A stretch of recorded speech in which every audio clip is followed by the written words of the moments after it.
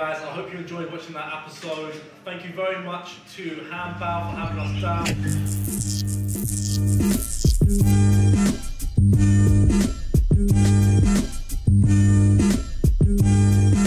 Welcome back to Different Flavaz. Today we're down at Hanbao in Worcester with his carrot dressed in his tennis ball shoes. I'm Marcus, who is also looking like a priest today.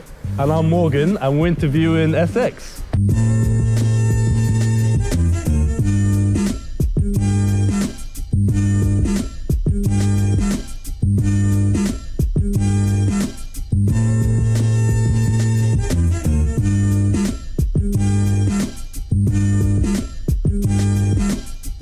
Cool, so we're down here at Hanbao. I'm with Seb and Alex.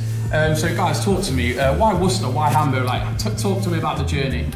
So originally we chose Worcester because it's hometown. Okay. Me and my brother both, obviously we travelled away. Seb went to uni in Birmingham, I went to uni up in Manchester. So we both kind of like got a bit of a slice of the big city. Okay. And the whole idea behind Hanbao was kind of bringing that kind of big city vibe back to Worcester. Yeah. At the time, when we first had like the concept, there was no real burger places. Yeah. Worcester food scene actually wasn't really like booming. We didn't have many chains. So we kind of wanted to bring a slice of that, bring it back to obviously our hometown in Worcester. Kind of burgers, we just came around. My mum and brother are both big burger fans. We very, love our indulgent food, so we kind of pig out. So it was kind of, we thought at the moment there's no burger bars. We want to kind of bring a nice bar vibe, bar and restaurant vibe to it. I can see the setup's lovely. That's a really, really, really nice shop. So if you want to talk to me about the menu, like what are people coming here for? What's the best sellers? Best sellers, so we got the Odd Future, Mac Daddy Kane. Those are the big boys at the moment. I think it's goes without saying, a donut. Yeah, that's the Odd Future. Attracts the people in. Obviously guessing off the old, I forgot his name, Tyler the Creator. Just wanted to tie in like influences that we enjoy, so hip hop, fashion, and we'll just bring it into the food. Just makes it fun. I mean, if you can make your food fun and relatable as well. I think if you look through the restaurant, you know, we pay attention to certain like you got a palace deck on so certain things just to kind of bring through those influences. You do it with your cocktails as well. Yeah, so the whole theme. Yeah, so we kind of, it's not just about bringing a product out. It's actually sitting down, and sometimes that's the hardest part, is thinking about the name. Not actually the product. It's so it's and we try and bring kind of those hip hop influences through. So what's the plans for the future? Like expansion? What's going on? Expand. So we're currently working on a building that joins at the back. Okay. We're looking to double up the space because at the moment, you know, we just Friday, Saturdays, you know, we just can't keep up with kind of the demand. So we're in a lucky position where we can be doing that. And then it's just other cities, sites in other cities. So West Midlands, I'd say, and then we'll see where it takes us after that. Central Birmingham, that's it. Yeah. I think. Do you want to go to London as well, or? London, I'd love to do, but London's I think London's a goal. There's there are some big players, and it's it'd be a hard market to hit into. I think if we really did London, I'd want to be concrete in the Midlands, and then it's only getting bigger as well. That's the thing. But there's everywhere. Like it's not just they've got Manchester as well. Do you know what I mean? Like even Nottingham, where I'm from, like, that's doing bits now. Like everyone's tapping into it because obviously it's where it's at the minute. So what's one item on the menu that sort of you guys think's good but doesn't sell as well as you'd like it to? It's your peanut butter jelly. All time, all day, Peanut butter jelly time. It's I think people get down with the peanut butter and jelly aspect. I think it's on a burger, and I think the ones that do get it, they love it. It's like Marmite, isn't it? It's a love-hate. We get a lot of people that are saying don't take it off the menu, but then when you look back on like the back office figures, and it just for some reason it doesn't sell. It's not selling, so I'd say that's probably the main one. That's one of the main ones, Sweet. So we're definitely going to get a PB&J, 100% going for that. Pork belly bites, I've been told about. Donut burgers sounds crazy. So we're going to interview SX now. Thanks to Seb, thanks to Alex. Let's eat some food and chat to some people.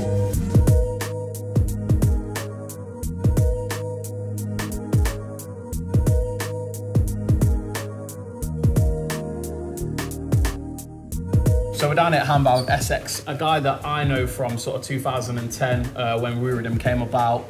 And obviously now you've sort of transitioned to an artist. So how was that for you, like going from the producing? I guess you still produce as well. Yeah. But how was the transition from like, why did it come about? To be honest, I've always wrote for people. Yeah. So behind the scenes, I was always doing that anyway. So I think I was with the mother of my children. I have 2 children. Okay. I was with her for 6 years, man, and she obviously was through that whole, from the woo rhythm till wherever, but I broke up with her and I started writing about it, and then it just felt right, and the first song I ever made was Wrong For You. Yeah.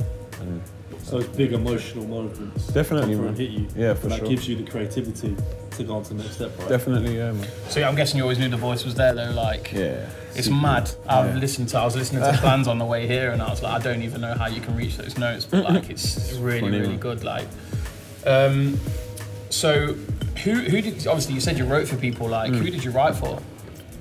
I did some kind of writing on the dappy stuff that I did. I produced them songs as well, but I did some writing on the hooks. I wasn't credited for them, but it was more the initial spark in the studio. Yeah. To be honest, nothing really that's out, especially that I can think of off top. Yeah. There's nothing really writing credits wise, but I have just done it in my. Yeah. Production credits, obviously, there's a lot. Like Young Money, Lil Wayne, Childish Gambino. Yeah. I read. That's crazy. That's like big moves. Yeah. So after, obviously, because I remember reading, you wrote, you produced Woo Rhythm when you was 15. Yeah. And then it came out 2 years later when you were 17. So what's that, like 8 years ago now? Yeah, 2010. I don't even know what day it is today. Nah, yeah. What's it like having like a track like that you've like worked on in your bedroom, then just kind of blow? It's like, mad, man, because obviously when you're 15, I don't remember specifically making it, but I remember the time frame and the mental zone I was in. And it was when I was doing like my SATs and in like year 10 or something. And obviously social media wasn't as big back then. No, it wasn't even a thing. And I always say to people, like, if Woo Rhythm happened now, it'd be a complete different game. Yeah, because it was back MySpace days, I'm guessing. It was, man. MySpace was big for music, but that's like where JME really came from. It was, man. Like, that's MySpace blew a lot of people. But yeah, if it came through now, like, but different. Like, and that's the thing, like, the beauty of music today is you can make music in your bedroom and it can go to, most of the music you probably hear is made in, you know what I mean? You know, there's like a nice thing about that as well, is that like, before all this like social media and stuff like that, you had the hit. Yeah. You know what I mean, you've got that, like, you've got the years on your belt sort of thing, the notches. Man. So that's really, really cool. So, obviously you've just dropped Reasons. Yeah. Is there a story behind that? Like, sort of, and I like to think a lot of albums have a story behind them, do you know what I mean? Because I'm guessing you've worked on it for a while. I mean, it's not an album. I don't want to be like one of those artists, it's like, it's just a project, but it is just a project. I'm doing 3 projects this year, so Reasons was the first. I'm doing another 2. They're all going to be 10 tracks. It's the inspiration behind that is kind of drawn from The Weeknd with the trilogy. Right. I like how he did that, and it's a good way to just pump out music, but it's not so album, you know. It's the reasons. It's called Reasons because it's the reasons why it's everything. It's the transition. It's my relationships. It's just growing up as a from a boy to a man kind of thing. Everything. Man. It's everything that. That's good though. Like, I always feel if you're putting something like that into a project, it's easier. Do you know what I mean? You're more excited for it. So. Like, who kind of needs albums nowadays anyway, right? As long as you're putting out good music. Yeah, it doesn't really matter. I think an album is just really. Like. It sounds like an album. It's not like a mixtape, but you know. I noticed, like, obviously I follow you on Twitter, you've got like a really, really strong fan base as well. Like, you seem to get a lot of support, so I'm guessing that's like nice to have behind you, do you know what I mean? It is, man. Sorry, touch your leg. Nah, it's cool. Wait, don't get that in the Yeah, well, one thing I want to say is like, who's got the best beard in it? Because I'm definitely losing. It's between you 2 at the moment. 3 big dudes with a beard. You got more girth, you know what I'm saying? So, in general, in life, like, literally. No, in the beard, man. But I used to have that, man. To be honest, but I let go. I got no hair though, bro. So you're winning right now. I'm winning. That's why I wear hats. I look like DJ Khaled. Serious? Let me see that, bro. It's deep, innit? Now put that back on. Trust me, my hairline ran off. But yo, it's forgot what we were saying. We're talking about fan base, so yeah. So they're crazy, man. A lot of them just, I don't know. It's mad. Because obviously, I feel like, would you say a lot of your fan base knew you as? No, as Essex, like the producer, or is it come from your? Definitely, but I think like a lot of it is like for people like TGF using my songs and videos and the Sidemen and things like that. But they're like the most loyal fans you could have, man. They know everything about me, more than I know about myself. It's weird, it's scary. Like, just waiting outside your house. Yeah. How was your first? I know you did a show in Wolves not too long ago. How was that? It was sick, man. It was a statement moment for me because I could have done it in Birmingham. It's a bigger city, but I wanted to do my first show in Wolverhampton. It's my hometown. It's where I started this stuff, and It was insane, man. It was over 400 people. It couldn't have gone any better. There's a few technical difficulties, but always is gonna be right. It was sick, man. Like it was. I saw you literally. You had like the biggest silver puffer jacket on. You're wearing shorts. Looked like a turkey. The climate zones were a bit mental. You know what? There was 3 fans on stage. Oh, okay. So that was good, man. Yeah. It was nice. good. Like, what's it like growing up in Wolves? Has it got a similar culture to London, like the chicken shop kind of thing, and like everyone's linking there, like that kind of vibe? Or? The chicken shop in Wolverhampton is Dixie's. Yeah, everybody knows that. I'm sure you know about it. Yeah. It's just the go-to one. But in terms of like Wolverhampton, there's a lot of. It's very mixed, man. Yeah. There's a lot of Caribbean culture.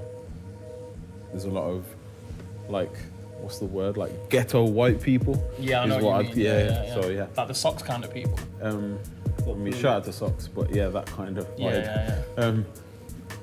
Like it's just a very diverse culture, man, and if you're from like not the nice area. Yeah. Like I'm not from a nice area, so I grew up around all different things, and it's sick, man. Like, it's made me how I am today. Yeah, but it's not as bad as London because that's just wild. Yeah. It's like 10% of London, I'd say. So who was like, who got you into music? Like, obviously it's a young age at 15. What sort of producers were you looking at to inspire you? Well, I started out, man. Like, I played violin in school, and then I started the drums, and then I wanted to be a drummer. So I started doing lessons, and I've got grades in drums and stuff, and that's all I ever wanted to do. Yeah. Then my friend showed me Fruity Loops on a computer, and I was like, wow, you can make beats on a computer. Like, that's mad. I thought you needed all that madness. I had Music 2000 on PS2, remember that? Oh yeah, With yeah, I know you're on about. But then, man, like, I started in school, and I used to beatbox. So like people would MC, and that was my first real introduction to MCing, really. Yeah. And so I'd be like, and then they'd be MCing or whatever, and they'd call me Sony because they used to have a Sony CD player that they'd walk around school MCing with, but it got taken off them. Oh, right, so I was the replacement. So they called me Sony. So that was my name at first, and then I found out how to make beats, and then I replaced that into that. I started DJing as well. Oh, okay. So I was producing and DJing, and then I don't know. Sort of weird, man. Obviously, I knew you were you a part of Stay Fresh? Mm-hmm. Obviously, I'm guessing you were their DJ producer, basically. Yeah. So obviously, Saf 1's still doing his thing. I remember one of my first bits was probably Macca, to be honest, when he did like the tune with TRC or something like that. But what was that like? Because I think for me, they kind of put Birmingham on the map. Definitely. Like back in that time. I think it was all thanks to Jamie Dredd and Desper, really. Yeah. Because Jamie kind of like, I will say this, he helped me a lot, man, because I was getting involved with the wrong things. I was doing like stuff I shouldn't have been really doing. Yeah. And he helped me see a light. So he was, I think he was a youth worker at a youth club, and he used to bring us all down. So we used to go there, and I'd just start making beats or playing my beats. And Stay Fresh formed there. And it was just people who used to just roll together from the ends in the youth club, and that's how it happened, man. I think it was me, Macca. Oh man, I can't even remember, but there's so many people from Wolverhampton that were just there. There's people that were in Stay Fresh that weren't even in Stay Fresh, if that makes sense. But it was sick, man. Because I feel like I think that's when that was the sort of time when it transitioned from sort of everyone in Birmingham being a baseline kind of place to go into grime. Do you know what I mean? Yeah. Because like your tune was it's not just a thing like that. When We Rhythm's getting played, it's not just getting played in a grime raves. It's getting played like everywhere. Do you know what I mean? It's getting everywhere. Like it was in funky house raves. It was in dubstep raves. Q did a remix of it as well. That was hard. That was getting dropped everywhere. Yeah, but so obviously now singing like full round artist, really. Do you know what I mean? There's not many people who do what you do, like the voice, instruments, production, DJ. Like you've got the whole package. Do you know what I mean? It's like perfect for you. I bet it's nice, right? Because you don't have to rely on the whole package, never mind. But you don't have to rely on anybody else, you can do it yourself. You don't have to bring in a singer anymore. That was the beauty of it, man. Like, I was just... Because I was writing anyway, I was like, I may as well put this shit out, man. I can produce, I can... give it to someone else, right? Exactly, man. And like, it's me. You know what I mean? It's my portrayance of thoughts or whatever experiences. So I put it out. It's real. It's genuine. I think that's why people feel like they've got, like your fans, for example, have a connection with you because you're just talking real. It's not like it's not fabricated. Do you know what I mean? It's really your life, relatable, man. Definitely. In song, basically. For sure. Like Plans is what, nearly 500,000 now on YouTube or something. I think the other day. It's about to hit 1 million on Spotify, man, which is sick. Crazy, man. So good, but it's nice to. I don't think I could name any other producers really that have transitioned into music. But then, like you say, you don't know how many people out there producing or writing for people as well. You don't, do you know man. what I mean? I look up to Pharrell as a big inspiration, man, because like I've always wanted to make clothes. If I wasn't doing music, that's what I'd be doing. Yeah. I'd be making my own clothes. Well, let's talk a little bit about that, man. What's like when it comes to like your fashion and what you're into? Like, where does that sort of stem from? Like, where's your inspiration there? So you say Pharrell, yeah? Well, before I did music, I used to skate, rollerblade. Yeah. A lot of people did that. It was a big thing in Wolverhampton as well, and obviously worldwide. So I always used to wear shorts, man, when I skated. I'm a big short guy myself. Shorts and sweatpants. Like, you caught me on a rare one today. You both have said this to me today. I literally do. Like, I always wear shorts, and today comfort is king, right? I'm wearing trackers. Yeah. But no, man, like I used to be the guy that wore shorts with skates, and I'd fuck up my knees, and you're allowed to swear on here. Yeah. Shit. Good. No, but put the dolphin noise out. No, man, but I used, my knees were fucked. People were just. But it just felt right, man. I don't know what it is. The air can get to your areas, and you know what I mean. And, 100% agree with you on that. But shorts is everything, man. I think I don't know what that thing is about shorts being unacceptable in certain venues, like a posh restaurant or whatever. Like, bro, it's a clothing item. If you can't let someone be themselves, and I have to conform to wearing some trousers or like, that's dead, man. It's normally when you walk down the street and someone's like, "Oh, it's a bit cold for that." I'm like, "Lady, I got hairy legs. Like, I'm fine." Like, the amount of people that look at me weird for wearing shorts in the snow, because it's snowing right now as we film this. For those who don't know, but it's like, come on, man. Like, are you not cold? Of course I'm cold, but like, it's a lifestyle. You know what I mean? You have to get with it. Yeah, trust me, I'm the same. Like, obviously not today, but you're gonna see SX shorts coming. That's what I want to see. Soon come. Soon come, man. And like Marcus was telling me, you've done a bit of your own like clothing before. How did you find like the production, and did you find it interesting? Yeah, definitely. I love it, man. I find it like super crazy. Like, dope. Appreciate it, man. I started this thing called I Am Me in 2012 when my first daughter was born. I had like that was a transition in itself. I just thought, like, I like who I am. The way I am me. That was the thing, and that's who I released my music under still. So it was like a whole creative hub rather than just a record label. Rather than just a clothing label. But that's how I learned to make the clothes. So my brother actually owns like an embroidery shop. So nice. It's like I've always been able to have access to that.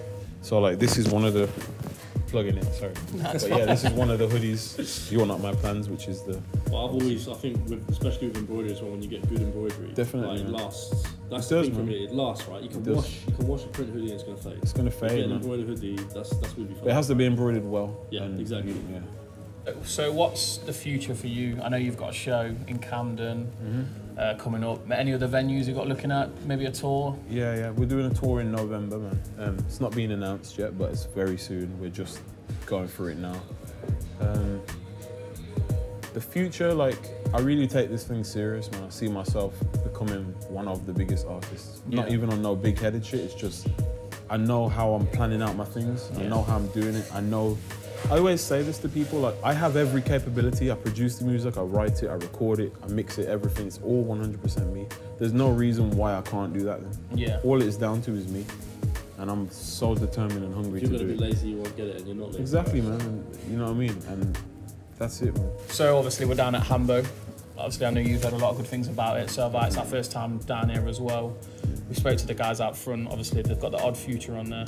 It's obviously, Tyler the Creator. Yeah. It's some donut burger, like some glazed donut burger, which is crazy. I'll get that without the bacon. Fries. We had some fries just before the shoot. I find a lot of burger places I go to, the burgers are really good, but their fries are just dead. Like, no, that's true, man. Soggy. Like, that's so true. We've had the fries here. On point, serious, like crispiness, like, and the baconaise as well. Obviously you don't eat bacon, but the baconaise is nice. I don't know. I'm probably gonna go for. I might get the Hong Kong food. Sounds a bit mad with the char siu pork on there. What are you looking at, Moggs? I think Odd Future is the one. Yeah. Philly cheese as well. I've been looking forward to this spot for a while because I like all the interesting like kooky burgers in it. You know what I mean? Like something that you can really talk about. And these look cool, so I'm excited for this. Sweet. Cool. We've had a look through the menu. It's looking hella good. We're gonna order some food, get eating, and we'll see you soon.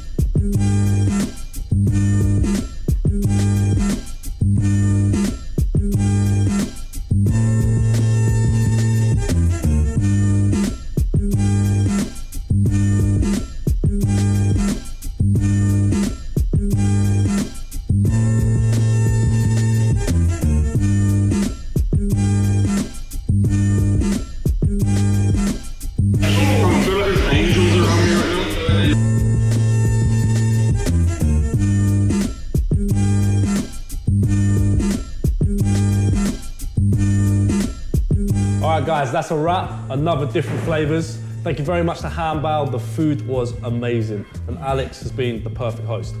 Make sure you subscribe to the YouTube. The socials will all be linked down below, and we'll see you next time.